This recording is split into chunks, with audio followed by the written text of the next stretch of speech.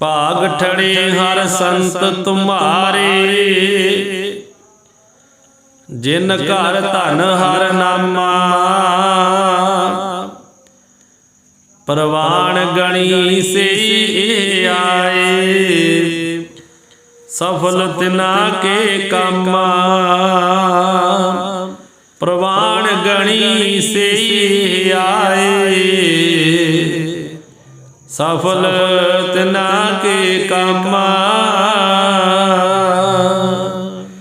वाहिगुरु जी का खालसा, वाहिगुरु जी की फतेह। परम सत्कारयोग गुरु सवारी साध संगत जी, वड्डे भागा वाले हो जो रोजाना शाम नूं श्रीमान संत बाबा गुरबख्श सिंह जी धार्मिक संगीत अकैडमी अंदर बैठ करके गुरु के दरबार अंदर महापुरखों के जीवन की कथा श्रवण करते हो। आप जी ने कल प्रसंग श्रवण किया कि 1950 का समा आ गया है। महापुरख अपने नगर देसू मलकाने हो के आए ने, जो घरों आए सी दोबारा 1950 विच गए ने। तकरीबन 50 साल बाद अपने नगर गए ने ते उतों वापस जदों आए जब्बोवाल विच ते इत्थे आ करके कालज बनाउण दा संकल्प बनिया है। ते उदों उपरंत जदों महापुरखा ने कालज दा अपना संकल्प बनिया, उस वेले कुछ जथेदार बंदे जिहड़े सीगे, जथेदार ऊधम सिंह नागोकियां दे, श्री महंत सुच्चा सिंह जी निर्मले हरद्वार तो, सरदार ज्ञान सिंह जी राड़े वाले, होर कई पंथ दे मुखी जिहड़े सीगे उन्हां नूं शामिल करके महापुरखा ने ये मन बनाया है कालज बनाउण दा। तो फिर महापुरख गए हैं जगाधरी पेपर मिल दे जिहड़े जमुना नगर जगाधरी पेपर मिल सी, उहदे प्रबंधकां ने महापुरखां नूं बुलाया है। सतगुरु श्री गुरु नानक देव जी महाराज दे प्रकाश पुरब ते कथा कीर्तन करन वास्ते। उत्थे एक गोइंदवाल नगर है, एक ते अपने लागे है ना श्री गोइंदवाल साहिब ब्यासा दरिया के किनारे। ये नहीं वो होर गोइंदवाल नगर है, उत्थों दे रहण वाले ज्ञानी पूर्ण सिंह साहब जी जो निहंग सिंह सन, उन्हां नाल मिलाप होया। उत्थों दे गुरुद्वारा साहिब दे वो ग्रंथी सिंह सेवादार सन ते नाले कीर्तन दी अते ग्रंथी सिंह दी वो सेवा उत्थे निभाया करदे सन। उन्हां पासों कीर्तन सुन के ते उन्हां दे कीर्तन दे खुश हो के महापुरखां ने उन्हां नाल गलबात कीती है। वो भी महापुरखां दे पासों कथा कीर्तन सुन के बड़े खुश सन। दोहां दी आपस विच गल होई है ते महापुरख प्रेम दे नाल उन्हां नूं कहण लगे जे साडे नाल चलो, एक स्थान बनाया तुहानूं दे दईए। वो कहण लगे ठीक है वेख लवांगे। हुण प्रेम इन्ना उत्थे पै गया दोवां दा आपस विच, महापुरखां दा ते ज्ञानी पूर्ण सिंह जी दा। ते ज्ञानी पूर्ण सिंह जी आ गए हन डेरा वेखण वास्ते। जदों स्थान वेखिया फिर ज्ञानी पूर्ण सिंह जी अपने ਸਿੰਘਣੀ बीबी रंजीत कौर ते पुत्र शरणजीत सिंह उन्होंने नाल लेके ते संत सर साहब आ गए हैं। ये 1951 की गल है। सो इदा उन्होंने आ करके इत्थे ते गुरुद्वारा साहब की जिहड़ी सेवा संभाल है वो दे दी है। नगर दियां मुखियां नूं इकट्ठियां करके, प्रेमी संगत नूं इकट्ठियां करके भी आ अंब दा बूटा लाता है जब्बो वालियो, हुण ये सांभ लियो, फल खाना तुहाडा काम है। सो बड़े विद्वान सी ज्ञानी पूर्ण सिंह जी, महान कीर्तनिया भी सन ते कथावाचक भी सन। जो ज़्यादा समा नगर विच कढ़दे ते नगर दे विच बहुत उन्होंने कीर्तनीय कथावाचक जिहड़े वो होर पैदा करने सन। ਕਿਉਂਕਿ ਉਹਨਾਂ ਦਾ ਕੰਮ ਸੀ ਸਿਖਾਉਣਾ। ਉਹ ਆਪਣੇ ਪਾਸ ਰੱਖ ਕੇ ਝੰਗੀ ਸਿੰਘਾਂ ਨੂੰ ਤੇ ਉਹ ਵਿਦਿਆ ਸਿਖਾਉਂਦੇ ਸੀਗੇ। ਸੋ ਉਹਨਾਂ ਤੋਂ ਬਾਅਦ ਵਿੱਚ ਕਿਸੇ ਨੇ ਨਹੀਂ ਸਿਖਾਇਆ। ਸੋ ਇਦਾਂ ਉਹ ਇੱਥੋਂ ਦਾ ਹੁਣ ਜਿਹੜਾ ਸੇਵਾ ਸੰਭਾਲ ਉਹਨਾਂ ਨੂੰ ਦੇ ਦਿੱਤੀ ਹੈ। ਇੱਥੋਂ ਤੱਕ ਦਾ ਪ੍ਰਸੰਗ ਆਪ ਜੀ ਨੇ ਜਿਹੜਾ ਉਹ ਸਰਵਣ ਕਰ ਲਿਆ ਸੀ ਕੱਲ। ਆਓ ਅਗਲਾ ਜੋ ਪ੍ਰਸੰਗ ਹੈ ਉਹ ਆਪਾਂ ਹੁਣ ਸਰਵਣ ਕਰੀਏ। ਇੱਥੇ ਜੱਬੋਵਾਲ ਦੇ ਵਿੱਚ ਹੀ ਜੋ ਮਹਾਂਪੁਰਖਾਂ ਨੇ ਕਿਰਪਾ ਕੀਤੀ ਹੈ, ਜਿਹੜਾ ਆਪਣਾ ਨਗਰ ਹੈ ਨਾ, ਉਸ ਵੇਲੇ ਨਾ ਤੇ ਆ ਸੜਕ ਹੈ ਜਿਹੜੀ ਹੁਣ ਹੈ, ਨਾ ਜਿਹੜਾ ਹੁਣ ਅੱਡਾ ਇਹ ਹੈਗਾ ਸੀ। ਜਿੱਥੇ ਗੁਰਦੁਆਰਾ ਥੜਾ ਸਾਹਿਬ ਹੈ ਇਹ ਪਿੰਡ ਦੇ ਅੰਦਰਲੇ ਪਾਸੇ ਤੇ ਇਦੋਂ ਬਾਹਰਲੇ ਬੰਨੇ ਜਿਹੜੀ ਸੜਕ ਉਹ ਸੀ ਉਸ ਵੇਲੇ ਪਿਆ। ਤੇ ਜਿੱਥੇ ਅੱਜ ਕੱਲ ਉਰਲੇ ਪਾਸੇ ਦੂਜਾ ਗੁਰਦੁਆਰਾ ਸਾਹਿਬ ਹੈ, ਇਹਦੇ ਲਾਗੇ ਸੀ ਖੂਹੀ, ਇੱਥੇ ਸੀ ਖਰਾਸ, ਜਿਹਨੂੰ ਇੱਕ ਮੁਸਲਮਾਨ ਚਲਾਉਂਦਾ ਸੀ ਬੌੜਾਂ ਦੇ ਨਾਲ, ਤੇ ਉਹ ਖਰਾਸ ਚੱਲਦਾ ਸੀ, ਆਟਾ ਪੀਸਦਾ ਸੀਗਾ। ਤੇ ਬਾਕੀ ਬਹੁਤਿਆਂ ਘਰਾਂ ਵਿੱਚ ਆਪਣੀਆਂ ਚੱਕੀਆਂ ਹੁੰਦੀਆਂ ਸੀ, ਜਿੰਨਾ ਕੁ ਸ਼ਾਮਾਂ ਨੂੰ ਆਟਾ ਗੁੰਨਣਾ ਸੀਗਾ, 2 ਸੇਰ ਉਹਨਾਂ ਕੀ ਰੋਜ਼ ਪੀ ਕੇ ਤੇ ਉਹਨਾਂ ਕੀ ਉਹ ਜਿਹੜਾ ਆਟਾ ਹੈ ਉਹ ਵਰਤ ਲੈਣਾ, ਅਗਲੇ ਦਿਨ ਫਿਰ ਪੀਣਾ। ਆਟਾ ਰੋਜ਼ ਪੀਸ ਕੇ ਪਕਾਇਆ ਜਾਂਦਾ, ਹੁਣ ਵਾਂਗੂ ਨਹੀਂ 40-50 ਕਿਲੋ ਇੱਕੇ ਵਾਰੀ ਪਿਆ ਲਿਆਂਦਾ ਤੇ ਉਹਨੂੰ ਰੱਖ ਕੇ ਤੇ ਵਰਤਦੇ ਰਹੇ ਮਹੀਨਾ। ਉਦੋਂ ਰੋਜ਼ ਆਟਾ ਵੀ ਤਾਜ਼ਾ ਹੀ ਪੀਂਦੇ ਸੀ ਲੋਕ। ਗੁਰਦੁਆਰੇ ਸਾਹਿਬਾਂ 'ਚ ਵੀ ਇਦਾਂ ਹੀ ਸੀ। ਕੁਝ ਲੋਕ ਜਿਹੜੇ ਨਹੀਂ ਸੀ ਪੀਣ ਜੋਗੇ ਜਾਂ ਅਮੀਰ ਲੋਕ ਸੀਗੇ, ਉਹ ਉਸ ਵੇਲੇ ਖਰਾਸ ਚੱਲਦਾ ਸੀ, ਬੌਲਾਂ ਦੇ ਨਾਲ ਉਹਨੇ ਚੱਲਣਾ ਤੇ ਉੱਥੋਂ ਆਟਾ ਜਿਹੜਾ ਉਹ ਪਿਆ ਲੈਂਦੇ ਸੀਗੇ। ਸੋ ਇਦਾਂ ਇਹ ਸੜਕ ਸੀ ਉਸ ਵੇਲੇ। ਤੇ ਇਧਰੋਂ ਬਾਕੀ ਦਾ ਜਿੰਨੇ ਬਾਹਰ ਹੁਣ ਘਰੇ ਕੋਈ ਨਹੀਂ ਸੀ ਹੈਗਾ, ਇਹ ਸਭ ਗਾੜੀ ਪੈਲੀਆਂ ਸਨ, ਇੱਥੇ ਢੋੜੇ ਸਾਨੇ ਪੈਲੀਆਂ ਸੀ ਸਾਰੀਆਂ ਬਾਹਰ। ਇਹ ਕੋਈ ਅੱਡਾ ਇਹ ਗਾਲੇ ਕੋਈ ਘਰ ਨਹੀਂ ਸਨ। ਇਹ ਪਿੰਡ ਦੀ ਬਾਹਰ ਨਹੀਂ ਫਿਰਨੀ ਹੈ ਉਸ ਵੇਲੇ ਦੀ। ਇਹੋ ਹੀ ਸੜਕ ਗਾਂ ਨੂੰ ਅੱਗੇ ਲੰਘਦੀ ਸੀ ਨਾਲ। ਇੱਥੋਂ ਇਹ ਜਿਹੜੀ ਸੜਕ ਹੈ ਇਹ ਉਹਨਾਂ ਨੂੰ ਹੁੰਦੀ ਜਿਵੇਂ ਹੁਣ ਮੋੜ ਘੋੜ ਜੇ ਆਉਂਦੇ ਆ ਨਾ ਜਿਵੇਂ, ਤੇ ਉਦੋਂ ਆ ਬਾਹਰ ਨੂੰ ਆਉਂਦੀ ਹੈ। ਇਧਰ ਨੂੰ ਆ ਕੇ ਅੱਗੇ ਜਿਹੜਾ ਮਾਨਾਂ ਦੇ ਡੇਰਿਆਂ ਵਾਲਾ ਜਿਹੜਾ ਰਸਤਾ ਹੈ, ਇਹ ਰਸਤਾ ਜਾਂਦਾ ਹੈ। ਆ ਹੁਣ ਵੀ ਇਹ ਰਸਤਾ ਜੇ ਆਉਂਦਾ ਹੈ ਨਾ ਪਿਆ, ਇਦੋਂ ਆ ਕੇ ਤੇ ਅਕੈਡਮੀ ਦੇ ਬਰਾਬਰ ਜੇ ਤੇ ਆ ਕੇ ਪਰਲੇ ਪਾਸੇ ਜਿਹਦੇ ਹੁਣ ਵੀ ਪਿਆ ਲੰਘਦਾ ਹੈ। ਜਿੱਥੋਂ ਤੱਕ ਹੈਗਾ ਤੇ ਗਾੜੀ ਸੀ, ਪੈਲੀਆਂ ਦੇ ਵਿੱਚੋਂ ਦੀ ਲੋਕ ਲੰਘਦੇ ਸਨ, ਡੰਡੀਆਂ ਪਾਈਆਂ ਹੁੰਦੀਆਂ ਸੀਗੀਆਂ। ਇਹ ਕਰਦੇ ਸਟੇਸ਼ਨ ਤੱਕ ਪਹੁੰਚ ਜਾਂਦੇ ਸੀਗੇ। ਸਟੇਸ਼ਨ ਤੱਕ ਪਹੁੰਚ ਜਾਣਾ ਇਹਦੀ ਪੈਲੀਆਂ ਵਿੱਚੋਂ ਦੀ। ਇਦੋਂ ਅੱਗੇ ਸਟੇਸ਼ਨ ਪਾਰ ਕਰੋ ਤੇ ਫਿਰ ਉਹ ਪਿਆ ਜਾਂਦਾ ਹੈ, ਉਹ ਟਾਂਗਰੇ ਦੇ ਦੂਜੇ ਪਾਸੇ ਨਿਕਲਦਾ ਹੈ ਜਾ ਕੇ, ਜਿੱਥੇ ਉਹ ਪੁੱਟਿਆ ਏ ਛੱਪੜ ਪੁੱਟਿਆ ਏ, ਉੱਥੇ ਜਾ ਕੇ ਉਹ ਨਿਕਲਦਾ ਹੈ। ਇਹ ਰਸਤਾ ਜਾਂਦਾ ਸੀ ਉਸ ਵੇਲੇ, ਨਾ ਕੋ ਟਾਂਗਰੇ ਦਾ ਇਹ ਅੱਡਾ ਜਿਹੜਾ ਹੁਣ ਇੱਧਰ ਹੈਗਾ ਏ, ਉਸ ਵੇਲੇ ਦੂਜੇ ਬੰਨੇ ਸੀ ਸਾਰਾ ਕੁਝ। ਇਹ ਜੋ ਕੁਦਰਤ ਨੂੰ ਭਗਵਾਨ ਨੂੰ ਮਨਜ਼ੂਰ ਹੁੰਦਾ ਉਹੀ ਹੈ। ਮਹਾਰਾਜਾ ਪਟਿਆਲਾ ਜਿਹੜਾ ਏ ਉਹ ਮਹਾਂਪੁਰਖਾਂ ਦੇ ਕੋਲ ਦਰਸ਼ਨ ਕਰਨ ਨੂੰ ਆਉਂਦਾ ਹੈ ਕਦੀ। ਮਹਾਂਪੁਰਖਾਂ ਨੂੰ ਵੀ ਉਹਨੇ ਖੜਿਆ ਪਟਿਆਲੇ 'ਚ। ਉਹ ਆਪ ਜੀ ਨੇ ਪਹਿਲਾਂ ਸਰਵਣ ਕੀਤਾ ਹੈ। ਤੇ ਉਹ ਮਹਾਰਾਜਾ ਪਟਿਆਲਾ ਜਦੋਂ ਆਉਂਦਾ ਕਾਰ ਤੇ, ਜਿਹੜੀਆਂ ਪੁਰਾਣੀਆਂ ਕਾਰਾਂ ਹੁੰਦੀਆਂ ਸਨ, ਉਹ ਜਦੋਂ ਟਾਂਗਰੇ ਤੱਕ ਦੀ ਸੜਕ ਹੈਗੀ, ਜਦੋਂ ਗਾੜੀ ਆਉਂਦਾ ਰੇਤਾ ਦੇ ਵਿੱਚ ਉਹਦੀ ਕਾਰ ਖੁੱਭ ਜਾਂਦੀ ਹੈ।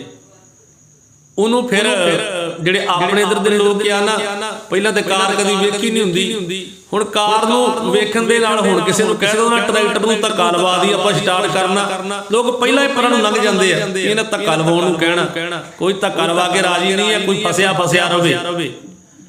ਉਸ ਵੇਲੇ ਕੀ ਸੀ, ਇਹ ਮਸ਼ੀਨਰੀ ਕਿਸੇ ਨੇ ਵੇਖੀ ਘੱਟ ਸੀ ਤੇ ਉਹ ਚਾਹ ਨਾ ਜਾਣਾ, ਧੱਕਾ ਲਾਉਣਾ, ਕਾਰ ਨੂੰ ਚੁੱਕਣਾ, ਕਿਸੇ ਨੇ ਆਪਣਾ ਪਰਨਾ ਹੀ ਪਾਉਣਾ, ਉਹਨੂੰ ਖਿੱਚਣਾ ਤੇ ਕਾਰ ਨੂੰ ਕੱਢ ਦੇਣਾ ਜਿੱਥੇ ਖੁੱਭ ਜਾਣੀ।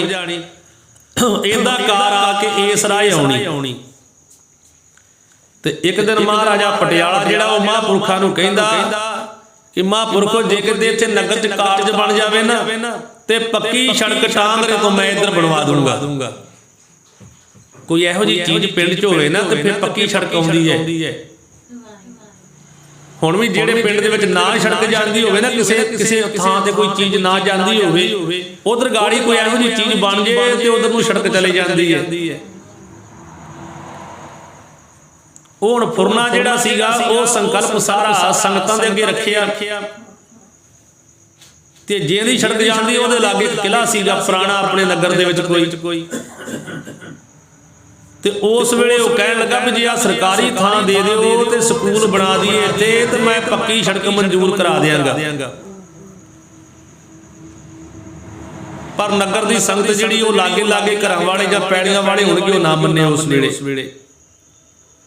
ਉਹ ਸੰਕਲਪ ਜਿਹੜਾ ਉਹ ਰਹਿ ਗਿਆ ਤੇ ਆ ਜਿਹੜੀ ਹੁਣ ਸੜਕ ਹੈ ਇਹ ਮਰੱਬੇਬੰਦੀ ਤੋਂ ਬਾਅਦ ਵਿੱਚ ਬਣੀ, ਉਦੋਂ ਇਸ ਪਾਸੇ ਆ ਗਈ ਹੈ। ਉਦੋਂ ਜਿਹੜਾ ਟਾਂਗਰਾ ਅੱਡਾ ਹੈ ਨਾ ਉਦੋਂ ਇਸ ਬੰਨੇ ਸੜਕ ਇਹ ਮਰੱਬੇਬੰਦੀ ਤੋਂ ਬਾਅਦ ਬਣੀ ਹੈ। ਪਹਿਲਾਂ ਲੋਕ ਉਹਦੀ ਆਇਆ ਕਰਦੇ ਸੀ ਜਿੰਨਾ ਪਿਆ ਹੈਗਾ ਠੀਕ ਹੈ, ਬਾਕੀ ਪੈੜੀ ਵਿੱਚੋਂ ਦੀ ਡੰਡੀ ਕਰਕੇ ਡੰਡੀ ਪਾਈ ਹੋਣੀ ਜਾਂ ਉਹਦੀ ਲੰਘ ਜਾਣਾ। ਹੁਣ ਮਹਾਰਾਜਾ ਪਟਿਆਲਾ ਜਿਹੜਾ ਉਹਦੀ ਕਾਰ ਘੁੰਮਦੀ ਸੀ ਉਹਨੇ ਤੇ ਆਖਿਆ ਵੀ ਚੱਲ ਪੱਕੀ ਸੜਕ ਬਣਾ ਦੇਵਾਂਗਾ, ਉਹ ਕੰਮ ਰਹਿ ਗਿਆ। ਇਹ ਪੱਕੀ ਸੜਕ ਜਿਹੜੀ ਆ ਹੁਣ ਵਾਲੀ ਇਹ ਮਰੱਬੇਬੰਦੀ ਤੋਂ ਬਾਅਦ ਬਣੀ ਹੈ। ਉਸ ਵੇਲੇ ਉਹ ਉੱਥੇ ਪੱਕੀ ਸੜਕ ਬਣਾਉਣੀ ਚਾਹੁੰਦਾ ਸੀ। ਜੇ ਉਹ ਥਾਂ ਮਿਲ ਜਾਂਦਾ, ਸਹਿਮਤੀ ਹੋ ਜਾਂਦੀ ਪਿੰਡ ਦੀ ਤੇ ਉਹ ਫਿਰ ਉੱਥੇ ਸੜਕ ਉਸ ਪਾਸੇ ਬਣੀ ਹੋਣੀ ਸੀ। ਜਿਹੜਾ ਟਾਂਗਰੇ ਦਾ ਅੱਡਾ ਹੈ ਟਾਂਗਰੇ ਦੇ ਦੂਜੇ ਬੰਨੇ ਹੋਣਾ ਸੀਗਾ। ਜਿਹੜਾ ਹੁਣ ਫਾਟਕੁਰਲੇ ਬੰਨੇ ਬਣਿਆ ਹੈ ਦੂਜੇ ਬੰਨੇ ਬਣਨਾ ਸੀਗਾ, ਕਿਉਂਕਿ ਇੱਕ ਵਾਰੀ ਬਣ ਜਾਂਦੀ ਫਿਰ ਤੇ ਉੱਥੇ ਬਣਨੀ ਸੀ। ਪਰ ਜੋ ਭਗਵਾਨ ਨੂੰ ਮਨਜ਼ੂਰ ਹੈ ਹੁੰਦਾ ਉਹੀ ਹੈ। ਸੋ ਇਸ ਤਰ੍ਹਾਂ ਇਹ ਰਸਤਾ ਇਧਰਲੇ ਬੰਨੇ ਬਣ ਗਿਆ। ਇਹਨੂੰ ਕੇਵਲ ਉਹ ਪੁਰਾਣੇ ਜਿਹੜੇ ਬਜ਼ੁਰਗ ਉਹ ਜਾਣਦੇ ਆ ਜਿਨ੍ਹਾਂ ਦੇ ਪਾਸੋਂ ਸਾਨੂੰ ਪਤਾ ਲੱਗਿਆ ਹੈ। ਐਸੇ ਮਹਾਂਪੁਰਖ ਸੀਗੇ ਸੰਤ ਬਾਬਾ ਗੁਰਬਖਸ਼ ਸਿੰਘ ਸਾਹਿਬ ਜੀ। ਉਦੋਂ ਬਾਅਦ ਵਿੱਚ ਉਹਨਾਂ ਨੇ ਸੋਚਿਆ ਵੀ ਹੁਣ ਆਪਾਂ ਨਾ ਇੱਥੇ ਇੱਕ ਪ੍ਰੇਮੀ ਜਿਹੜਾ ਹੈ ਗਿਆਨੀ ਪੂਰਨ ਸਿੰਘ ਉਹ ਸਥਾਪਿਤ ਕਰ ਦਿੱਤੇ ਆ। ਆਪਾਂ ਹੁਣ ਅੰਦਰ ਬਾਹਰ ਜਾ ਕੇ ਪ੍ਰਚਾਰ ਕਰਿਆ ਕਰਨਾ ਹੈ ਦੂਰ ਤੱਕ। ਹੁਣ ਕਿਤੇ ਡੇਰੇ ਵਿੱਚ ਨਹੀਂ ਬੈਠਣਾ। ਸੋ ਇਹਦਾ ਸੰਕਲਪ ਸੀ ਮਹਾਂਪੁਰਖਾਂ ਦਾ। ਹੁਣ ਇੱਥੇ ਡੇਰੇ ਦੇ ਵਿੱਚ ਗਿਆਨੀ ਮਹਿੰਦਰ ਸਿੰਘ ਜੀ ਦੱਸਦੇ ਨੇ ਕਿ ਜਦੋਂ ਉਸ ਵੇਲੇ ਉਹਨਾਂ ਨੂੰ ਦੱਸਦੇ ਹੋਣਗੇ ਨਾ ਕਿ ਜਦੋਂ ਆਏ ਆ ਨਾ ਗਿਆਨੀ ਪੂਰਨ ਸਿੰਘ ਜੀ ਤੇ ਥੋੜੇ ਦਿਨਾਂ ਬਾਅਦ ਕਹਿੰਦੇ ਕਿ ਅਸੀਂ ਸਮਾਨ ਆਪਣਾ ਬਾਕੀ ਦਾ ਦੋਵੇਂ ਜੀ ਜਾ ਕੇ ਤੇ ਲੈ ਆਈਏ। ਅਸੀਂ ਆਪ ਦਾ ਜਿਹੜਾ ਬਾਕੀ ਦਾ ਸਮਾਨ ਜਗਾਦਰੀ ਤੋਂ ਲੈ ਆਈਏ ਸਾਰਾ ਜਾ ਕੇ। 8 ਦਿਨ ਰਹੇ ਇੱਥੇ। 8 ਦਿਨਾਂ ਬਾਅਦ ਕਹਿੰਦੇ ਵੀ ਸਮਾਨ ਹੋਰ ਲੈ ਆਈਏ ਉੱਥੋਂ ਜਾ ਕੇ। ਤੇ ਜਦੋਂ ਸਮਾਨ ਲੈਣ ਗਏ ਤੇ ਉਹ ਭਜੰਗੀ ਆਪਣਾ ਇੱਥੇ ਹੀ ਛੱਡ ਗਏ। 1951 ਦੀ ਗੱਲ ਹੈ। ਬਾਅਦ ਵਿੱਚ ਮਹਾਂਪੁਰਖ 8 ਸਾਲ ਹੋਰ ਸਰੀਰ ਕਰਕੇ ਰਹੇ ਆ ਤੇ ਜਦੋਂ ਉਹ ਸਮਾਨ ਲੈਣ ਗਏ ਤੇ ਉਹ ਬੱਚਾ ਜਿਹੜਾ ਸੀ ਉਹ ਛੋਟਾ ਜਿਹਾ ਜਿਹੜਾ ਸੀ ਨਾ ਉਹ ਬੜਾ ਗੁਣਵਾਨ ਸੀਗਾ। 8 ਸਾਲ ਦਾ ਸੀ ਸ਼ਾਇਦ ਜਦੋਂ ਉਹ ਚੜ੍ਹਾਈ ਕਰ ਗਿਆ ਹੈ। ਉਸ ਵੇਲੇ ਉਹ 2-4 ਸਾਲ ਦਾ ਹੋਵੇਗਾ। ਉਹ ਕਹਿੰਦੇ ਵੀ ਬੜਾ ਗੁਣਵਾਨ ਸੀਗਾ। ਉਹ ਆਪਣੇ ਪਿਤਾ ਜੀ ਵਾਂਗ ਗਿਆਨੀ ਪੂਰਨ ਸਿੰਘ ਜੀ ਵਾਂਗ ਨਿੱਕਾ ਜਿਹਾ ਹੀ ਬੜਾ ਗੁਣਵਾਨ ਸੀਗਾ। ਉਹ ਉਸ ਵੇਲੇ ਸਾਜ਼ਾਂ ਤੇ ਹੱਥ ਰੱਖਣ ਪੈਂਦਾ ਸੀ ਵੀ ਮੈਂ ਸਾਜ਼ ਵਜਾਉਣੇ ਨੇ। ਉਸ ਵੇਲੇ ਦੀ ਸੁਰਤੀ ਬਿਰਤੀ ਰਾਗੀਆਂ ਵਾਲੀ ਸੀਗੀ। ਉਹ ਬੱਚਾ ਚੜ ਗਿਆ ਦਰਬਾਰ ਦੇ ਉੱਪਰ ਤੇ ਉੱਪਰ ਚੜ ਕੇ ਉਹ ਡਿੱਗ ਪਿਆ ਥੱਲੇ।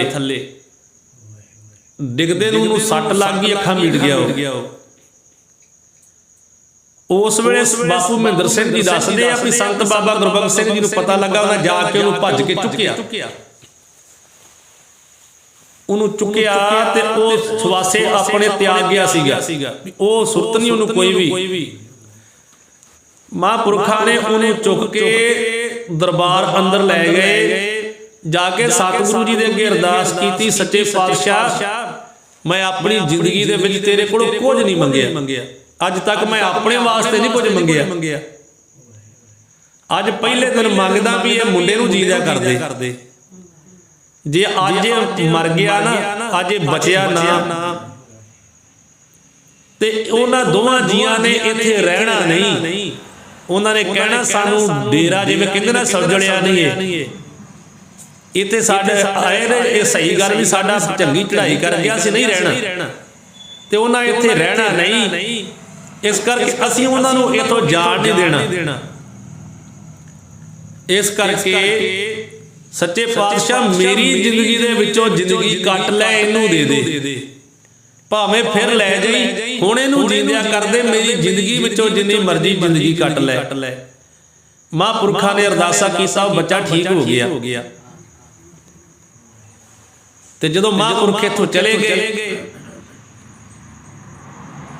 ਉਹ ਕੁਝ ਸਮਾਂ ਕੱਢ ਕੇ 8 ਸਾਲ ਦੀ ਉਮਰ ਹੋਈ ਤੇ ਉਹਨੂੰ ਬੁਖਾਰ ਚੜਿਆ ਤੇ ਉਹ ਚੜ੍ਹਾਈ ਕਰ ਗਿਆ। ਆ ਜਿਹੜੇ ਦੂਸਰੇ ਬੱਚੇ ਸੀ, ਭਾਈ ਮਿਹਰਬਾਨ ਸਿੰਘ, ਭਾਈ ਦਰਸ਼ਨ ਸਿੰਘ, ਇਹ ਬਾਅਦ ਵਿੱਚ ਹੋਏ ਪੈਦਾ ਇੱਥੇ ਆ ਕੇ। ਗੁਣਵਾਨ ਇਹ ਵੀ ਬੜੇ ਸੀਗੇ। ਗੁਣਾਂ ਦੇ ਵਿੱਚ ਤਬਲੇ ਹਾਰਮੋਨੀਅਮ ਵਿੱਚ ਘਾਟਾ ਕੋਈ ਇਹਨਾਂ ਨੂੰ ਵੀ ਨਹੀਂ ਸੀਗਾ। ਚਲੋ ਇਸ ਬਾਰੇ ਇਹ ਆਏ ਨਹੀਂ, ਬਾਕੀ ਗੁਣਵਾਨ ਇਹ ਵੀ ਬਹੁਤ ਸਨ। ਭਾਈ ਦਰਸ਼ਨ ਸਿੰਘ ਦੇ ਨਾਲ ਤਾਂ ਮੈਂ ਕੀਰਤਨ ਕਰਾਇਆ ਹੈ ਨਾ, ਆ ਪਿਛਲੇ ਸਮੇਂ ਦੇ ਵਿੱਚ, ਜਦੋਂ ਪਿਛਲਾ ਸਮਾਂ ਸੀ ਨਾ ਉਹਦਾ, ਉਹਦੇ ਚੜ੍ਹਾਈ ਕਰਨ ਤੋਂ ਪਹਿਲਾਂ ਉਹਦੇ ਨਾਲ ਮੈਂ ਕੀਰਤਨ ਕਰਾਇਆ ਹੈ, ਤਬਲਾ ਵਜਾਇਆ, ਉਹਦੇ ਨਾਲ ਜੋੜੀ ਵਜਾਈ ਹੈ, ਕੀਰਤਨ ਕਰਾਇਆ, ਬੜਾ ਗੁਣਵਾਨ ਸੀਗਾ। ਸੋ ਉਸ ਵੇਲੇ ਮਹਾਂਪੁਰਖਾਂ ਨੇ ਸਤਿਗੁਰਾਂ ਅੱਗੇ ਅਰਦਾਸ ਕੀਤੀ ਹੈ ਤੇ ਉਹ ਬਚ ਗਿਆ ਹੈ। ਥੋੜੇ ਸਮੇਂ ਬਾਅਦ ਫਿਰ ਉਹ ਆਪਣੀ ਉਮਰ 8 ਸਾਲ ਦੀ ਚੜ੍ਹਾਈ ਕਰ ਗਿਆ ਹੈ। ਉਹਦਾ ਨਾਮ ਸ਼ਰਨਜੀਤ ਸਿੰਘ ਸੀ। ਸੋ ਇਦਾਂ ਉਦੋਂ 1951 ਹੈ ਤੇ ਮਹਾਂਪੁਰਖ ਜਿਹੜਾ ਵੀ ਨਗਰੋਂ ਕੋਈ ਆ ਕੇ ਅਰਦਾਸ ਬੇਨਤੀ ਕਰਾਉਂਦਾ ਹੈ, ਆਪਣੇ ਮੁਖ ਤੋਂ ਜੋ ਵੀ ਕਹਿੰਦੇ ਸੱਚ ਹੋ ਜਾਂਦਾ ਸੀਗਾ। ਹੁਣ ਪੁਰਾਣੇ ਬਜ਼ੁਰਗ ਜਿਹੜੇ ਆ ਉਹ ਕਈ ਕਹਿੰਦੇ ਮਹਾਂਪੁਰਖ ਦੇਹ ਪਲਟਾ ਲੈਂਦੇ ਸੀਗੇ, ਉਹ ਸ਼ੇਰ ਬਣ ਜਾਂਦੇ ਸੀ, ਨਿਸ਼ਾਨ ਸਿਆ ਸਿਰ ਸਿੱਧਾ ਰੱਖ ਆਪਣਾ। ਕਈ ਇਹ ਗੱਲ ਕਹਿੰਦੇ ਕਿ ਮਹਾਂਪੁਰਖ ਦੇਹ ਪਲਟਾ ਲੈਂਦੇ ਸੀ, ਸ਼ੇਰ ਬਣ ਜਾਂਦੇ ਸੀ। ਨਹੀਂ ਸਾਧ ਸੰਗਤ ਜੀ, ਆਪਾਂ ਬਜ਼ੁਰਗਾਂ ਨਾਲ ਜਿੱਦ ਨਹੀਂ ਸਕਦੇ। ਉਹਨਾਂ ਨਾਲ ਮਹਾਂਪੁਰਖਾਂ ਨੂੰ ਕੀ ਲੋੜ ਸੀ ਜਾਨਵਰ ਬਣਨ ਦੀ? ਮਹਾਂਪੁਰਖਾਂ ਦੇ ਅਸਥਾਨਾਂ ਤੇ ਇਹ ਸ਼ੇਰ ਰਾਖੀਆਂ ਕਰਦੇ ਆ। ਕਹਿੰਦੇ ਨਾ ਵੀ ਉਹ ਰਾਪੁਰ ਦਾ ਇੱਕ ਗੁਰੂ ਕਾ ਪਿਆਰਾ ਦੁੱਧ ਲੈ ਕੇ ਆਉਂਦਾ ਸੀ, ਉਹ ਲੈ ਕੇ ਆਇਆ ਤੇ ਗਾੜੀ ਸ਼ੇਰ ਬੈਠਾ ਸੀਗਾ। ਉਹ ਵਾਪਸ ਮੁੜ ਗਿਆ, ਫਿਰ ਦਿਨੇ ਆਇਆ। ਉਹ ਪਾਲ ਸਿੰਘ ਹੁੰਦਾ ਸੀ ਉਹਦਾ ਪਿਤਾ, ਤੇ ਉਹ ਦਿਨੇ ਆਇਆ, ਦਿਨੇ ਉਹ ਲੈ ਕੇ ਆਇਆ ਮਹਾਂਪੁਰਖਾਂ ਦੇ, ਸਵੇਰੇ ਨਹੀਂ ਆਇਆ। ਅੱਜ ਜੀ ਸ਼ੇਰ ਸੀ ਮਹਾਂਪੁਰਖੋ ਇੱਥੇ। ਉਹ ਕਈ ਸੋਚਦੇ ਆ ਵੀ ਬਾਬਾ ਹੀ ਸ਼ੇਰ ਬਣ ਕੇ ਬੈਠਾ, ਬਾਬਾ ਗੁਰਬਖਸ਼ ਸਿੰਘ। ਨਹੀਂ ਸਾਧ ਸੰਗਤ ਜੀ, ਇਹ ਜਿਹੜੇ ਸ਼ੇਰ ਆ ਇਹ ਮਹਾਂਪੁਰਖਾਂ ਦੇ ਸਥਾਨਾਂ ਦੀਆਂ ਰਾਖੀਆਂ ਕਰਦੇ ਸੀਗੇ।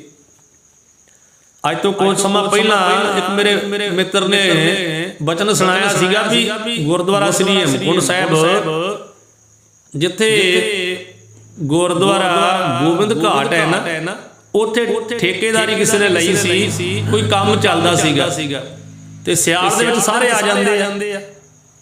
ਉਹ ਕਹਿੰਦਾ ਵੀ, ਉਹ ਕਹਿੰਦੇ ਅਸੀਂ ਸੋਚਿਆ ਵੀ ਚੱਲ ਵੇਖ ਕੇ ਜਾਈਏ, ਤੁਰੇ ਜਾਂਦੇ ਆ, ਭਲਾ ਗੋਬਿੰਦ ਧਾਮ ਤੇ ਹੋ ਕੇ ਆਈਏ। ਜਦੋਂ ਗੋਬਿੰਦ ਧਾਮ ਤੇ ਗਏ ਨਾ, ਜਿਹੜੇ ਗਏ ਉਹਨਾਂ ਨੂੰ ਪਤਾ ਉੱਥੇ ਹੋਟਲ ਵੀ ਆ, ਉੱਥੇ ਦੁਕਾਨਾਂ ਵੀ ਆ, ਉਸ ਵੇਲੇ ਸਭ ਬੰਦ ਕਰ ਆਉਂਦੇ ਆ ਸਿਆਲ ਵਿੱਚ। ਉਹ ਕਰਦੇ ਅੱਗੇ ਗਏ ਤੇ ਚਿੱਟੇ ਰੰਗ ਦਾ ਸ਼ੇਰ ਗੁਰਦੁਆਰਾ ਸਾਹਿਬ ਦੇ ਦਰਵਾਜ਼ੇ ਦੇ ਅੱਗੇ ਬੈਠਾ ਸੀਗਾ। ਉਹਨਾਂ ਸਾਹ ਨਹੀਂ ਉੱਚੀ ਭਰਿਆ, ਉੱਥੋਂ ਹੀ ਚੁੱਪ ਕਰਕੇ ਵਾਪਸ ਪਿਛਾਂਹ ਨੂੰ ਆ ਗਏ। ਕਈ ਵਾਰੀ ਕਹਿੰਦੇ ਨਾ ਵੀ ਉੱਥੇ ਇਦਾਂ ਹੀ ਛੱਡ ਆਉਂਦੇ, ਕੌਣ ਰਾਖੀ ਕਰਦਾ ਪਿੱਛੇ? ਰਾਖੀ ਉੱਥੇ ਸ਼ੇਰ ਰਹਿੰਦੇ ਆ, ਮਗਰੋਂ ਕੋਈ ਉੱਥੇ ਗੁਰਦੁਆਰੇ ਸਾਹਿਬ ਦੇ ਲਾਗੇ ਆਉਂਦਾ। ਹੇਮਕੁੰਟ ਸਾਹਿਬ ਵੀ ਉੱਪਰ ਬਾਹਰ ਥੋੜਾ ਕੁ ਜਾਂਦਾ।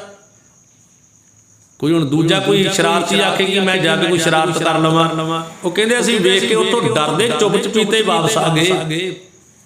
ਇਦਾਂ ਹੀ ਜੇ ਉਹਨੇ ਸ਼ੇਰ ਵੇਖਿਆ ਨਾ ਇੱਥੇ, ਤੇ ਉਹ ਸੱਚੇ ਪਾਤਸ਼ਾਹ ਦੀ ਕਿਰਪਾ ਦੇ ਨਾਲ ਮਹਾਂਪੁਰਖਾਂ ਦੇ ਸਥਾਨਾਂ ਤੇ ਇਹ ਰਾਖੀਆਂ ਕਰਦੇ ਰਹੇ। ਉਸ ਵੇਲੇ ਸਮਾਂ ਹੀ ਇਹੋ ਜਿਹਾ ਸੀਗਾ। ਹੁਣ ਬਘਿਆੜ ਤੇ ਉਦੋਂ ਇੱਥੇ ਛੱਪੜ ਹੀ ਬਘਿਆੜਾ ਵਾਲਾ ਕਹਿੰਦੇ ਸੀਗੇ, ਬਘਿਆੜ ਆ ਕੇ ਪਾਣੀ ਪੀਂਦੇ ਸੀਗੇ। ਕਿਸੇ ਨੇ ਆਖਿਆ ਵੀ ਸੀ ਮਹਾਂਪੁਰਖਾਂ ਨੂੰ, ਮਹਾਂਪੁਰਖੋ ਜਿਹੜੇ ਛੱਪੜ ਤੇ ਤੁਸੀਂ ਬਹਿ ਕਰਕੇ ਇੱਥੇ ਆ ਕੇ ਬੰਦਗੀ ਕਰ ਰਹੇ ਹੋ ਤੇ ਬਘਿਆੜ ਪਾਣੀ ਪੀਂਦੇ ਅਸੀਂ ਵੇਖੇ ਆ, ਬਘਿਆੜ ਆ ਜਾਵੇਗਾ ਤੁਹਾਨੂੰ ਕੁਝ ਕਵੇਗਾ। ਮਹਾਂਪੁਰਖ ਕਹਿੰਦੇ ਸਾਨੂੰ ਕੋਈ ਖਤਰਾ ਨਹੀਂ ਹੈ, ਹਰ ਕੋਈ ਰੱਬ ਦੇ ਭੈ ਅੰਦਰ ਹੈ, ਰੱਬ ਦੇ ਭੈ ਤੋਂ ਬਗੈਰ ਕੋਈ ਕੁਝ ਨਹੀਂ ਕਹਿ ਸਕਦਾ।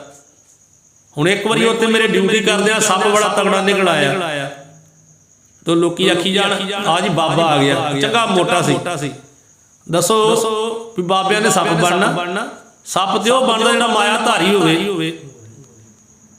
ਅੰਤਕਾਲ ਜੋ ਲక్ష్ਮੀ ਸਿਮਰੇ ਐਸੀ ਚਿੰਤਾ ਮੈਂ ਜੋ ਮਰੇ, ਸਰਪ ਜੋਨ ਵੱਲ ਵੱਲ ਅਵਤਰੇ। ਮਹਾਰਾਜ ਦੀ ਗੁਰਬਾਣੀ ਆਖਦੀ ਹੈ ਮਾਇਆ ਧਾਰੀ ਜਿਹੜਾ ਉਹ ਸੱਪ ਦੀ ਜੂਨ ਨੇ ਪੈਂਦਾ। ਮਹਾਂਪੁਰਖ ਤੇ ਨਿਰਲੇਪ ਸੀਗੇ, ਉਹਨਾਂ ਤੇ ਵੇਖੋ ਚੱਟ ਗੁਰਦੁਆਰਾ ਸਾਹਿਬ ਸਾਰਾ ਹੀ ਦੇ ਦਿੱਤਾ ਗਿਆਨੀ ਪੂਰਨ ਸਿੰਘ ਜੀ ਨੂੰ, ਪਿਆ ਲਓ ਸੰਭੂ। ਕਿੰਨੀ ਜ਼ਮੀਨ ਸੀ ਨਾਮ ਦੇ ਗੁਰਦੁਆਰਾ ਸਾਹਿਬ ਦੇ ਨਾਲ, ਮੁੱਛੜਾਂ ਵਿੱਚ ਵੀ ਹੈ 10,000 ਕਿੱਲੇ, ਨਗਰ ਵਿੱਚ ਵੀ ਹੈ। ਸੋ ਉਹ ਸਾਰੀ ਦੇ ਦਿੱਤੀ ਹੈ, ਉਹਨਾਂ ਨੂੰ ਸਾਰੀ ਲਿਖ ਦਿੱਤੀ ਹੈ, ਲਿਖਤੀ ਰੂਪ ਵਿੱਚ ਦੇ ਦਿੱਤੀ ਹੈ ਵੀ ਆ ਤੁਸੀਂ ਇੱਥੋਂ ਦੇ ਸੇਵਾਦਾਰ ਹੋ। ਇਹ ਨਹੀਂ ਆਖਿਆ ਵੀ ਜਿੰਨਾ ਚਿਰ ਮੈਂ ਉਹਨਾਂ ਚਿਰ ਮੇਰੀ ਹੈ, ਬਾਅਦ ਵਿੱਚ ਇਹਨਾਂ ਦੀ ਨਹੀਂ। ਉਸੇ ਵੇਲੇ ਲਿਖ ਦਿੱਤੀ ਹੈ ਵੀ ਤੁਹਾਡੀ ਹੈ, ਤੁਸੀਂ ਸਾਂਭੋ। ਸੋ ਇਦਾਂ ਦੇ ਉਹ ਤਿਆਗੀ ਮਹਾਂਪੁਰਖ ਸੀਗੇ। ਸੋ ਉਹ ਮਹਾਂਪੁਰਖ ਜਦੋਂ ਪਹਿਲਾਂ ਆਏ ਨਾ, ਉਹਨਾਂ ਨੇ ਜੋੜ ਮੇਲਾ ਲਾਇਆ ਤੇ ਆਪਣੇ ਨਗਰ ਦੇ ਇੱਕ ਸਰੈਣ ਸਿੰਘ ਮਹਿਰੇ ਸਿੱਖ ਸੀਗੇ, ਸਰੈਣ ਸਿੰਘ ਉਹਨਾਂ ਦਾ ਨਾਮ ਹੈ। ਉਹਨਾਂ ਪਕੌੜਿਆਂ ਦੀ ਦੁਕਾਨ ਲਾਈ ਸੀ ਉਦੋਂ ਮੇਲੇ ਤੇ। ਜਿਹੜਾ ਡੇੜੀ ਹੈ ਨਾ, ਪਹਿਲਾਂ ਜਿਹੜੀ ਡੇੜੀ ਹੁਣ ਵੀ ਹੈਗੀ ਹੈ, ਪਰਲੇ ਪਾਸੇ ਨੂੰ ਜਿਹੜਾ ਦਰਵਾਜ਼ਾ ਖੁੱਲਦਾ ਹੈ ਉਹਦੇ ਬਾਹਰਲੇ ਬੰਨੇ ਪਿੱਪਲ ਹੈ ਤੇ ਪਿੱਪਲ ਥੱਲੇ ਉਹਨੇ ਪਕੌੜਿਆਂ ਦੀ ਦੁਕਾਨ ਲਾਈ ਹੈ। ਮਹਿਰਾ ਸਿੱਖ ਹੈ, ਸਰਦਾਰ ਸਰੈਣ ਸਿੰਘ ਪਕੌੜਿਆਂ ਦੀ ਦੁਕਾਨ ਲਾ ਕੇ ਬੈਠਾ ਏ ਤੇ ਉਹਦਾ ਪੁੱਤਰ ਸੀ ਸਰਦਾਰ ਨੱਥਾ ਸਿੰਘ, ਤੇ ਨੱਥਾ ਸਿੰਘ ਦੇ ਘਰ ਪੁੱਤਰ ਪੈਦਾ ਹੋਇਆ। ਉਹ ਹੁਣ ਮਹਾਂਪੁਰਖ ਜੋੜ ਮੇਲਾ ਸੀਗਾ ਤੇ ਉਹ ਇਧਰਲੇ ਬੰਨੇ ਆ ਕੇ ਤੇ ਟਹਿਲ ਰਹੇ ਸੀ, ਕਦੀ ਐਨੂੰ ਇਹਨੂੰ ਤੁਰ ਫਿਰ ਰਹੇ ਸੀਗੇ।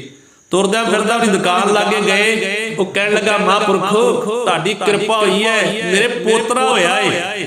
ਮਹਾਂਪੁਰਖੋ ਨਾਂ ਤੁਸੀਂ ਰੱਖੋ ਹੁਣ ਉਹਦਾ ਕੋਈ। ਮਹਾਂਪੁਰਖਾਂ ਦੇ ਕਦੋਂ ਹੋਇਆ? ਕਹਿੰਦਾ ਅੱਜ ਹੀ ਹੋਇਆ ਜੀ, ਮੇਲੇ ਵਾਲੇ ਦਿਨ ਹੋਇਆ। ਕਹਿੰਦੇ ਰੱਖਦੇ ਫਿਰ ਮੇਲਾ ਸਿੰਘ। ਉਹ ਅੱਜ ਵੀ ਜਿਉਂਦਾ ਹੈ ਬਾਪੂ ਮਹਿਰੇ ਸਿੱਖਾਂ ਦਾ, ਉਹਦਾ ਨਾਮ ਹੈ ਮੇਲਾ ਸਿੰਘ। ਉਹਦਾ ਨਾਮ ਮੇਲਾ ਸਿੰਘ ਰੱਖਿਆ ਉਹਦੇ ਦਾਦੇ ਨੇ ਸਰੈਣ ਸਿੰਘ ਨੇ। ਸੋ ਐਸੇ ਮਹਾਂਪੁਰਖ ਸੀਗੇ, ਜੋ ਬਚਨ ਕਹਿਤਾ ਉਹ ਪੂਰਾ ਹੋ ਜਾਂਦਾ ਹੈ।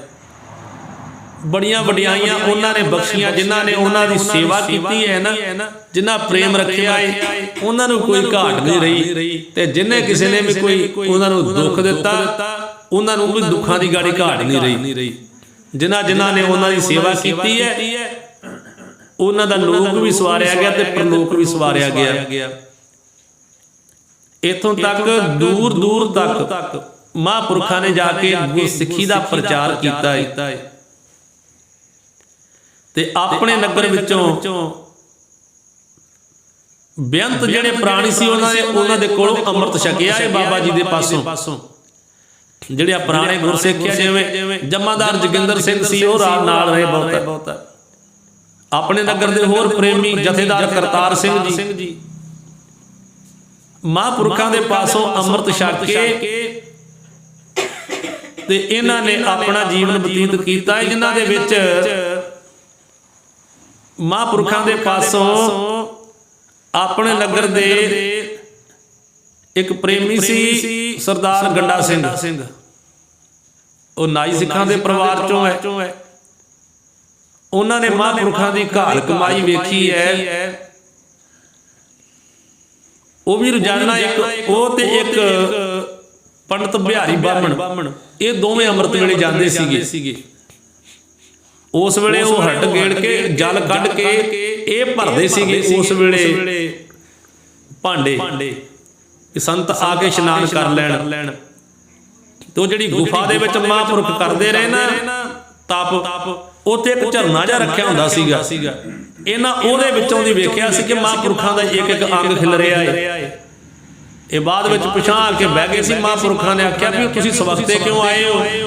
ਉਦੋਂ ਘੜੀਆਂ ਨਹੀਂ ਸੀ ਹੈਗੀਆਂ। ਇਹਨਾਂ ਨੂੰ ਰਾਤ ਬੱਦਲਵਾਈ ਸੀ, ਭੁਲੇਖੇ 'ਚ ਰਹਿ ਕੇ ਸਵਖਤੇ ਹੀ ਆ ਗਏ ਦੋਵੇਂ ਜਾਣੇ। ਫਿਰ ਮਹਾਂਪੁਰਖਾਂ ਨੇ ਆਖਿਆ ਜੇ ਕਿਤੇ ਆ ਵੀ ਜਾਓ ਝਾਤੀ ਨਹੀਂ ਮਾਰਨੀ, ਪਿੱਛੇ ਹੀ ਬੈਠੇ ਰਹਿਣਾ, ਜੇ ਕਿਤੇ ਪਹਿਲਾਂ ਆ ਜਾਓ ਨਹੀਂ ਤਾਂ ਦਿਨ ਚੜੇ ਆਓ। ਟਾਈਮ ਵੇਖ ਕੇ 4 ਵਜੇ ਤੋਂ ਪਹਿਲਾਂ ਕਦੀ ਨਾ ਆਓ।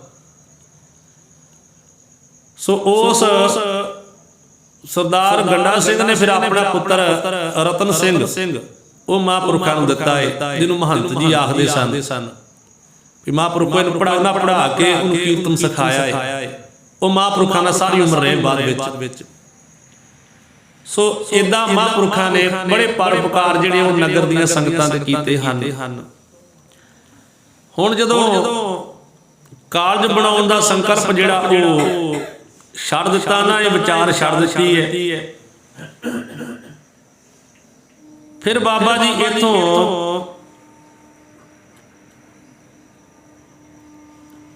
ਸ਼ਿਮਲੇ ਗਏ ਆ। ਸ਼ਿਮਲਿਓਂ ਫਿਰ ਜੱਬੋਵਾਲ ਆ ਗਏ। ਹੁਣ ਉਸ ਵੇਲੇ ਸੀ ਸਨ 51 ਜਦੋਂ ਗਿਆਨੀ ਪੂਰਨ ਸਿੰਘ ਜੀ ਨੂੰ ਲੈ ਕੇ ਆਏ। ਹੁਣ ਸਨ 52 ਆ ਗਈ ਹੈ। ਸ਼ਿਮਲੇ ਵੀ ਗਏ ਆ, ਫਿਰ ਨਗਰ ਆਏ ਆ, ਅੰਮ੍ਰਿਤ ਸੰਚਾਰ ਕਰਾਉਂਦੇ ਆ। ਅੰਮ੍ਰਿਤ ਸੰਚਾਰ ਕਰਾਇਆ, ਸੰਗਤਾਂ ਨੇ ਅੰਮ੍ਰਿਤ ਛਕਿਆ, ਮਹਾਂਪੁਰਖਾਂ ਨੇ ਦੀਵਾਨ ਸਜਾਇਆ ਹੈ। ਹੁਣ ਫਿਰ ਇੱਥੋਂ ਚੱਲੇ ਸ਼ਿਮਲੇ ਤੇ ਜਾਣ ਲੱਗਿਆ ਜਿਹੜਾ ਤਪ ਸਥਾਨ ਆਪਾਂ ਹੁਣ ਕਹਿੰਦੇ ਆ ਨਾ, ਇਹ ਆਰਾਮ ਕਰਨ ਵਾਲਾ ਕਮਰਾ ਸੀ ਮਹਾਂਪੁਰਖਾਂ ਦਾ, ਜਿਹੜਾ ਅਸਾਮ ਨਿਵਾਸੀਆਂ ਨੇ ਬਣਾ ਕੇ ਦਿੱਤਾ ਸੀਗਾ। ਇੱਥੇ ਰਾਤ ਨੂੰ ਆਰਾਮ ਕਰਦੇ ਸੀਗੇ। ਜਿਹੜਾ ਨਿਤ ਨੇ ਬੰਦਗੀ ਉਹ ਗੁਫਾ 'ਚ ਕਰਦੇ ਰਹੇ।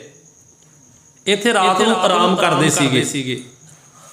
ਆਪਾਂ ਕਹਿੰਦੇ ਆ ਨਾ ਆਰਾਮ ਕਰਦੇ ਸੀ, ਉਹ ਕੀ ਪਤਾ ਉਹ ਸਾਰੀ ਰਾਤ ਆਪ ਹੀ ਨਹੀਂ ਕਰਦੇ ਰਹੇ, ਸਾਰੀ ਰਾਤ ਬੰਦਗੀ ਕਰਦੇ ਰਹਿੰਦੇ ਸੀ। ਕਿੰਨਾ ਕੁ ਸੌਂਦੇ ਹੋਣਗੇ? 9 ਵਜੇ ਉਹਨਾਂ ਨੇ ਸੌਣਾ ਹੈ ਤੇ 1 ਵਜੇ ਤੋਂ 2 ਵਜੇ ਦੇ ਵਿੱਚ ਉੱਠ ਪੈਣਾ ਹੈ। ਇੰਨੀ ਕੀ ਨੀਂਦ ਸੀ ਉਹਨਾਂ ਦੀ। 9 ਵਜੇ ਉਹਨਾਂ ਨੇ ਆਪਣੇ ਅਸਥਾਨ ਤੇ ਚਲੇ ਜਾਣਾ ਹੈ। 9 ਵਜੇ ਤੋਂ ਬਾਅਦ ਵਿੱਚ ਉਹਨਾਂ ਨੇ 1 ਵਜੇ ਤੋਂ 2 ਵਜੇ ਦੇ ਵਿੱਚ ਉੱਠ ਪੈਣਾ ਹੈ। ਇਹ ਇੱਥੇ ਹੁਣ ਤਪ ਸਥਾਨ ਹੈ। ਇੱਥੇ ਮਹਾਂਪੁਰਖ ਰਾਤ ਨੂੰ ਬਿਰਾਜਦੇ ਸੀਗੇ। ਸੁਣ ਇੱਥੋਂ ਦਾ ਜਿਹੜਾ ਦਰਵਾਜ਼ਾ ਹੈ ਉਹਨੂੰ ਜਾਣ ਲੱਗੇ ਜਿੰਦਰਾ ਮਾਰ ਗਏ।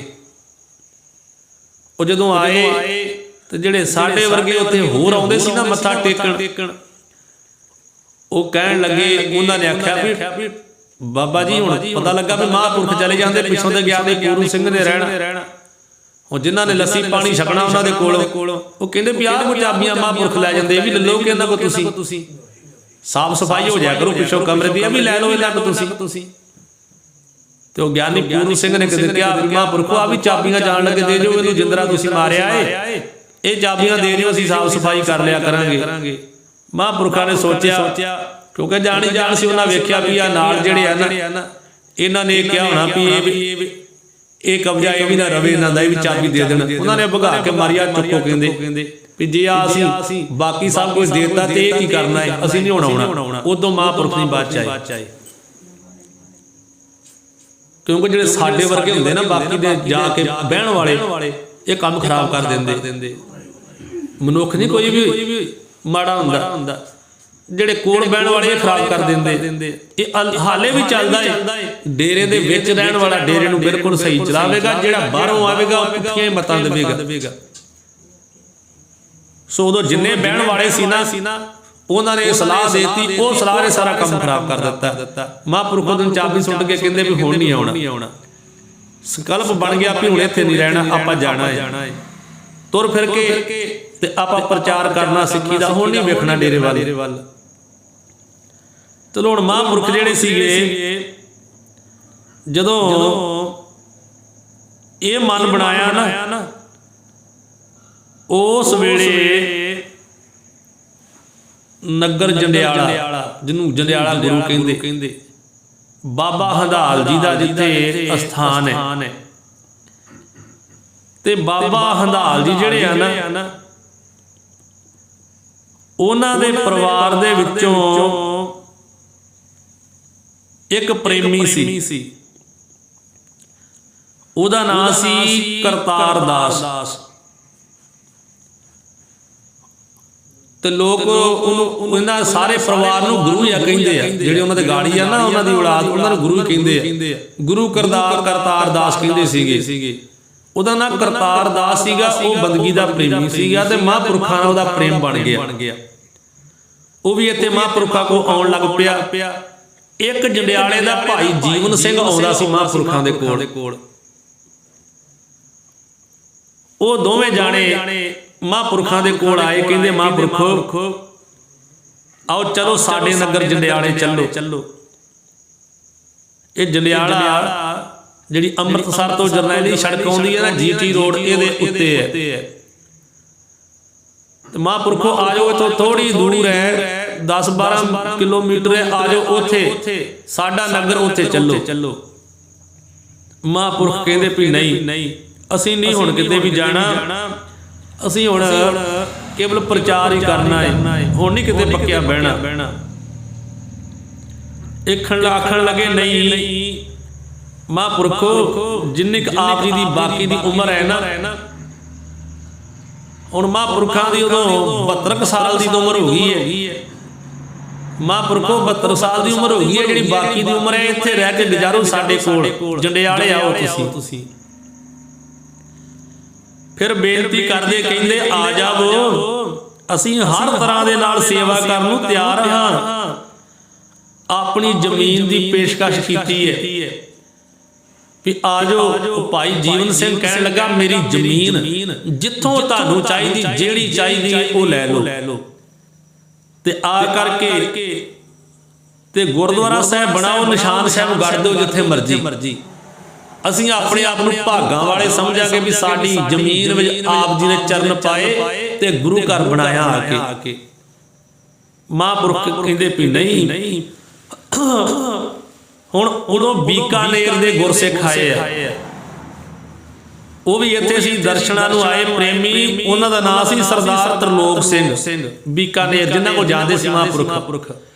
ਉਹ ਕਹਿੰਦੇ ਮਹਾਂਪੁਰਖੋ ਸਾਡੇ ਨਾਲ ਚੱਲੋ, ਤੁਸੀਂ ਜੱਫੋਵਾਲ ਦਾ ਗੁਰਦੁਆਰਾ ਸੰਤ ਸਰ ਗਿਆਨੀ ਪੂਰਨ ਸਿੰਘ ਜੀ ਨੂੰ ਸੌਂਪ ਦਿੱਤਾ ਹੈ, ਹੁਣ ਤੁਸੀਂ ਸੁਤੰਤਰ ਹੋ, ਹੁਣ ਸਾਡੇ ਨਾਲ ਚੱਲੋ। ਤੇ ਮਹਾਂਪੁਰਖ ਕਹਿਣ ਲੱਗੇ ਨਹੀਂ। ਉਧਰੋਂ ਇੱਕ ਦੇਵੀਦਾਸਪੁਰਾ ਪਿੰਡ ਹੈ ਨਾ, ਉਥੋਂ ਦਾ ਸਰਦਾਰ ਸੋਹਣ ਸਿੰਘ ਆਇਆ ਦੇਵੀਦਾਸਪੁਰੇ ਦਾ। ਉਹ ਕਹਿੰਦਾ ਮਹਾਂਪੁਰਖੋ ਮੇਰੇ ਨਾਲ ਚੱਲੋ, ਮੈਂ ਦੇਣਾ ਥਾਂ, ਮੇਰੇ ਕੋਲ ਆਓ, ਮੈਂ ਆਪ ਜੀ ਨੂੰ ਲੈ ਕੇ ਜਾਣਾ। ਬੀਕਾਨੇਰ ਵਾਲੇ ਕਹਿੰਦੇ ਸਾਡੇ ਨਾਲ ਚੱਲੋ। ਉਹ ਦੇਵੀਦਾਸਪੁਰੇ ਵਾਲਾ ਸਰਦਾਰ ਸੋਹਣ ਸਿੰਘ ਕਹਿੰਦਾ ਮੇਰੇ ਨਾਲ ਚੱਲੋ।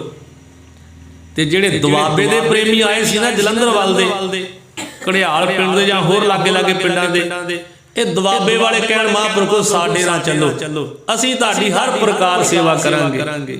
ਮਹਾਂਪੁਰਖ ਤਾਂ ਵੀ ਨਾ ਮੰਨੇ, ਕਹਿੰਦੇ ਨਹੀਂ ਜਾਣਾ।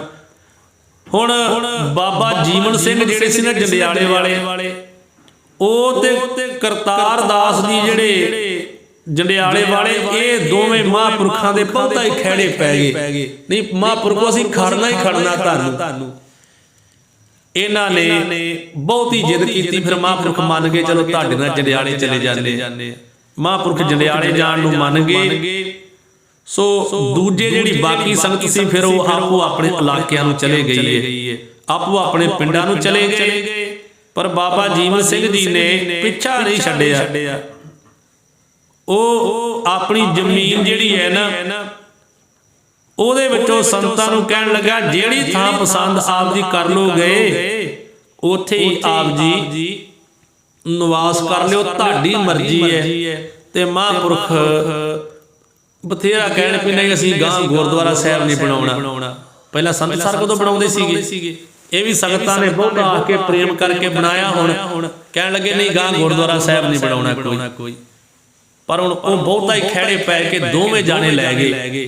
ਤੇ ਉਹ ਜਿਹੜਾ ਬਾਬਾ ਜੀਵਨ ਸਿੰਘ ਸੀ ਨਾ ਜੰਡਿਆਲੇ ਦਾ, ਬਹੁਤਾ ਪ੍ਰੇਮੀ ਹੈ ਮਹਾਂਪੁਰਖਾਂ ਦਾ, ਉਹ ਕਹਿਣ ਲੱਗਾ ਮਹਾਂਪੁਰਖੋ ਮੇਰੀ ਜ਼ਮੀਨ ਆਓ, ਵੇਖੋ ਜਿਹੜੀ ਤੁਹਾਨੂੰ ਪਸੰਦ ਉੱਥੇ ਆ ਕੇ ਤੇ ਆਪ ਜੀ ਉੱਥੇ ਨਿਸ਼ਾਨ ਸਾਹਿਬ ਗੜ ਦਿਓ। ਜਿੱਥੇ ਅੱਜ ਜੰਡਿਆਲੇ ਗੁਰਦੁਆਰਾ ਸਾਹਿਬ ਜੋਤੀਸਰ ਸਾਹਿਬ ਹੈ, ਇੱਥੇ ਸੀ ਉਹ ਭਾਈ ਜੀਵਨ ਸਿੰਘ ਦੀ ਪੈੜੀ। ਉਹ ਲੈ ਆ ਵੀ ਆ ਮੇਰੀ ਪੈੜੀ ਹੈ। ਜੰਡਿਆਲਾ ਪਰਾਂ ਸੀ, ਇਧਰ ਉਦੋਂ ਕੁਝ ਨਹੀਂ ਸੀ ਹੈਗਾ। ਤੇ ਉਹ ਕਹਿਣ ਲੱਗਾ ਪਰ ਸ਼ਹਿਰ ਦੇ ਲਾਗੇ ਮਹਾਂਪੁਰਖੋ ਕੋਈ ਥਾਂ ਰੱਖਦੇ। ਉਹਦੀ ਜ਼ਮੀਨ ਹੋਰ ਵੀ ਸੀ ਵੀ ਮਹਾਂਪੁਰਖੋ ਸ਼ਹਿਰ ਦੇ ਲਾਗੇ ਆਓ। ਉਹ ਕਰਤਾਰ ਦਾਸ ਜਿਹੜਾ ਏ ਉਹ ਹੰਧਾਲ ਵਾਲੇ ਪਰਿਵਾਰ, ਬਾਬੇ ਹੰਧਾਲ ਵਾਲੇ ਪਰਿਵਾਰ ਚ ਉਹ ਕਹਿੰਦਾ ਵੀ ਆਓ ਮਹਾਂਪੁਰਖੋ ਜਿਹੜੀ ਥਾਂ ਲੈਣੀ ਉਹ ਲੈ ਦਿੰਦੇ ਆ। ਪਰ ਮਹਾਂਪੁਰਖ ਸ਼ਹਿਰ ਤੋਂ ਦੂਰ ਇੱਥੇ ਜਿੱਥੇ ਜੋਤੀਸਰ ਸਾਹਿਬ ਗੁਰਦੁਆਰਾ ਇੱਥੇ ਉਹਦੀ ਜ਼ਮੀਨ ਸੀ ਭਾਈ ਜੀਵਨ ਸਿੰਘ ਦੀ, ਉਹਨੂੰ ਪਸੰਦ ਕਰਕੇ ਉੱਥੇ ਮਹਾਂਪੁਰਖਾਂ ਨੇ ਆ ਕਰਕੇ ਤੇ ਮੋੜਾ ਗੱਡ ਦਿੱਤਾ ਹੈ। ਸੋ 1953 ਦਾ ਸਮਾਂ ਉਦੋਂ ਆ ਗਿਆ ਹੈ ਤੇ ਇੱਥੇ ਅਰਦਾਸਾ ਸੋਧ ਕੇ ਤੇ ਗੁਰਦੁਆਰਾ ਜੋਤੀਸਰ ਸਾਹਿਬ ਦਾ ਨੀਂਹ ਪੱਥਰ ਜਿਹੜਾ ਉਹ 1953 ਦੇ ਵਿੱਚ ਜਿਹੜਾ ਉਹ ਰੱਖ ਦਿੱਤਾ ਹੈ। ਉਹ ਭਾਈ ਜੀਵਨ ਸਿੰਘ, ਬਾਬਾ ਜੀਵਨ ਸਿੰਘ ਜੀ ਨੂੰ ਆਖਦੇ ਸੀਗੇ, ਪ੍ਰੇਮੀ ਸੀਗਾ, ਗੁਰਮੁਖ ਸੀ ਬੰਦਾ, ਬੜਾ ਪ੍ਰੇਮੀ ਸੀ ਮਹਾਂਪੁਰਖਾਂ ਦਾ। ਇਹ ਜ਼ਮੀਨ ਉਹਨੇ ਦਿੱਤੀ ਹੈ ਤੇ ਇੱਥੇ ਗੁਰਦੁਆਰਾ ਸਾਹਿਬ ਜੋਤੀਸਰ ਸਾਹਿਬ ਜਿਹੜਾ ਉਹ ਇਮਾਰਤ ਤਿਆਰ ਹੋਈ ਹੈ। ਬਹੁਤ ਜਾਣੇ ਕਹਿਣ ਵੀ ਮਹਾਂਪੁਰਖੋ ਸ਼ਹਿਰ ਦੇ ਲਾਗੇ, ਸ਼ਹਿਰ ਦੇ ਵਿੱਚ ਤੁਸੀਂ ਜਾ ਕੇ ਨਿਵਾਸ ਕਰਦੇ ਹੋ। ਇਹ ਸ਼ਹਿਰੋਂ ਕਿੰਨੀ ਦੂਰ, ਉਦੋਂ ਬੜੀ ਦੂਰ ਸੀ, ਸ਼ਹਿਰ ਕਿੰਨਾ ਹੀ ਪਰਾਂ ਸੀਗਾ। ਇੱਕ ਹੀ ਬਾਜ਼ਾਰ ਹੁੰਦਾ ਸੀ ਪਹਿਲਾਂ ਜੰਡਿਆਲੇ ਦੇ ਵਿੱਚ, ਹੁਣ ਤੇ ਪਤਾ ਨਹੀਂ ਕਿਧਰ ਆਲੇ ਦੁਆਲੇ ਖਿਲਰੇ ਆਏ। ਪਹਿਲਾਂ ਵਿੱਚ ਥੋੜਾ ਇੱਕੋ ਹੀ ਬਾਜ਼ਾਰ ਸੀਗਾ। ਤੇ ਮਹਾਂਪੁਰਖ ਕਹਿੰਦੇ ਨਹੀਂ, ਅਸੀਂ ਇੱਥੋਂ ਸ਼ਹਿਰ ਨੂੰ ਦੂਰ ਚੰਗੇ ਆ ਤੇ ਨਾ ਜੋਤੀਸਰ ਰੱਖਿਆ ਨਾ ਮਹਾਂਪੁਰਖਾਂ ਨੇ। ਤੇ ਕਹਿਣ ਲੱਗੇ ਮਹਾਂਪੁਰਖੋ ਇਹ ਦੂਰ ਹੈ। ਮਹਾਂਪੁਰਖ ਕਹਿੰਦੇ ਵੇਖਿਓ ਇੱਥੇ ਥਾਂ ਨਹੀਂ ਲੱਭਣੀ, ਇੱਥੇ ਕਲੋਨੀਆਂ ਕੱਟੀਆਂ ਜਾਣੀਆਂ। ਪਰ ਉਸ ਵੇਲੇ ਕੋਈ ਥੋੜਾ ਯਕੀਨ ਕਰਦਾ ਹੈ ਵੀ ਕਿੱਥੋਂ ਇਹ ਕੁਝ ਹੋਣਾ। ਮਹਾਂਪੁਰਖ ਸ਼ਹਿਰ ਤੋਂ ਬਹੁਤ ਦੂਰ ਬੈਠੇ ਆ ਕਰਕੇ। ਸੋ ਇਦਾਂ ਕਰਕੇ ਮਹਾਂਪੁਰਖਾਂ ਨੇ 1953 ਦੇ ਵਿੱਚ ਇਹ ਜੋਤੀਸਰ ਸਾਹਿਬ ਗੁਰਦੁਆਰਾ ਸਾਹਿਬ ਜਿਹੜਾ ਨਾ ਇਹਦੀ ਨੀਂਹ ਧਰ ਦਿੱਤੀ ਹੈ। ਤੇ 2 ਸਾਲਾਂ ਦੇ ਵਿੱਚ 1955 ਤੱਕ 2 ਸਾਲਾਂ ਦੇ ਵਿੱਚ ਜਿਹੜੀ ਉਹ ਇਮਾਰਤ ਸੀ ਨਾ ਉਹ ਤਿਆਰ ਹੋ ਗਈ ਹੈ। 2 ਸਾਲਾਂ ਦੇ ਵਿੱਚ ਉਹਨਾਂ ਮੁਕੰਮਲ ਕਰਕੇ ਗੁਰਦੁਆਰਾ ਸਾਹਿਬ ਤਿਆਰ ਹੋ ਕੇ ਤੇ ਮਹਾਂਪੁਰਖ ਇੱਥੇ ਜੋਤੀਸਰ ਸਾਹਿਬ ਦੇ ਵਿੱਚ ਰਹਿਣ ਲੱਗੇ ਨੇ। 53 ਤੋਂ ਜਾ ਕੇ 55 ਤੱਕ 2 ਸਾਲਾਂ ਦੇ ਵਿੱਚ ਗੁਰਦੁਆਰਾ ਸਾਹਿਬ ਜੋਤੀਸਰ ਸਾਹਿਬ ਅਖੀਰ ਸਮੇਂ ਵਿੱਚ ਬਣਾਇਆ ਮਹਾਂਪੁਰਖਾਂ ਨੇ। ਜਦੋਂ 53 ਵਿੱਚ ਗਏ ਆ ਉਦੋਂ 73 ਸਾਲ ਦੀ ਉਮਰ ਹੋ ਗਈ ਹੈ ਮਹਾਂਪੁਰਖਾਂ ਦੀ। 73 ਸਾਲ ਦੀ ਉਮਰ ਹੋ ਗਈ ਤੇ 75 ਸਾਲ ਦੀ ਉਮਰ ਹੋਈ ਹੈ ਜਦੋਂ ਮਹਾਂਪੁਰਖਾਂ ਨੇ ਇਹ ਜੋਤੀਸਰ ਗੁਰਦੁਆਰਾ ਸਾਹਿਬ ਜਿਹੜਾ ਮੁਕੰਮਲ ਹੋ ਗਿਆ। ਤੇ 4 ਸਾਲ ਬਾਅਦ ਮਹਾਂਪੁਰਖ ਚੜ੍ਹਾਈ ਕਰਨਗੇ। ਉਹਦੇ ਵਿੱਚ ਪ੍ਰਚਾਰ ਵੀ ਬੜਾ ਦੂਰ ਤੱਕ ਕਰਨਗੇ, ਇਸ ਕਰਕੇ ਬਹੁਤਾ ਸਮਾਂ ਨਹੀਂ ਉੱਥੇ ਠਹਿਰੇ। ਸੋ ਇਹ ਪ੍ਰਸੰਗ ਆਪ ਜੀ ਨੇ ਅੱਜ ਸਰਵਣ ਕੀਤਾ ਹੈ। ਸਮੇਂ ਦੇ ਲਿਹਾਜ਼ ਨਾਲ ਸਮਾਪਤੀ ਹੈ। ਜੋ ਅਗਲਾ ਪ੍ਰਸੰਗ ਆਵੇਗਾ ਉਹ ਆਪ ਜੀ ਕੱਲ ਨੂੰ ਸਰਵਣ ਕਰੋਗੇ। ਸਤਿਗੁਰੂ ਕਿਰਪਾ ਕਰਨ, ਭੁੱਲਾਂ ਗਲਤੀਆਂ ਦੀ ਮਾਫੀ ਬਖਸ਼ਣ, ਅਗਾਹ ਮਾਤੇ ਸਮਰਥ ਬਖਸ਼ਣ। ਲੋਕ ਸੁਖੀਏ ਪ੍ਰਲੋਕ ਸੁਹੇਲੇ, ਨਾਨਕ ਹਰਿ ਪ੍ਰਭ ਆਪੇ ਮੇਲੇ ਦੀ ਦਾਤ ਬਖਸ਼ਣ। ਵਾਹਿਗੁਰੂ ਜੀ ਕਾ ਖਾਲਸਾ, ਵਾਹਿਗੁਰੂ ਜੀ ਕੀ ਫਤਿਹ।